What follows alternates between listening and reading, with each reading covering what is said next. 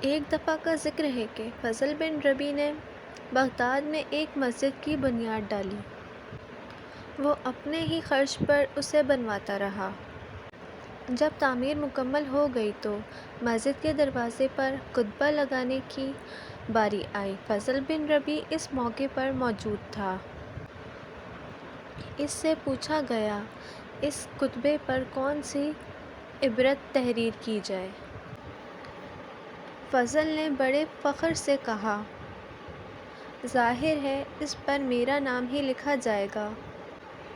بہلول دانا بھی قریب سے ہی گزر رہے تھے، وہیں سے پکار کر بولے،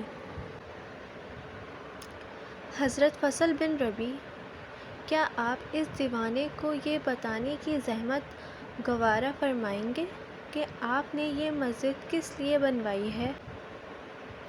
فضل نے بہلول کو جواب دیا، یہ خدا کا گھر ہے، میں نے اسے اللہ کے لیے بنوایا ہے۔ اس کے جواب پر بہلول مسکرائے اور پھر بولے، آپ کا فرمانا بجا ہے کہ یہ آپ نے اللہ کے لیے بنوائی ہے، پھر اس پر اپنا نام کیوں لکھوا رہے ہیں؟ فضل نے بڑے غصے سے بہلول کی طرف دیکھا اور بولا، کیوں؟ میں اپنا نام اس کتبے پر کیوں نہ لکھواؤں؟ آخر لوگوں کو معلوم ہونا چاہیے کہ اس مسجد کو بنوانے والا کون ہے۔ بہلول نے مسکراتے ہوئے کہا، تو پھر میرا نام لکھ دو، لکھوا دو، اس مسجد کا بانی بہلول ہے۔ فضل نے ناگواری سے بہلول کو دیکھا، عجیب دیوانے ہو تم بھی، بھلا تمہارا نام لکھوانے کی کیا تک بنتی ہے؟ چلو میرا نام نہ لکھواؤ، اپنا ہی نام لکھوا لو تاکہ تمہاری شہرت اور تمہاری نیک نامی ہو،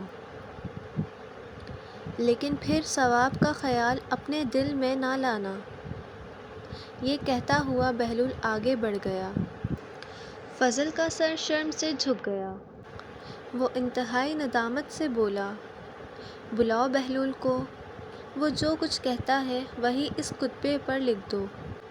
لوگ بہلول کے پیچھے دوڑے اور اس سے پوچھنے لگے کہ کتبے پر کیا لکھوایا جائے تو وہ بولا، قرآن پاک کی آیت سے بہتر اور کچھ نہیں جو اس کتبے پر تحریر کیا جائے۔ فضل نے بھی اس کی تائید کی اور مسجد کے کتبے پر آیت قرآنی لکھوائی گئی۔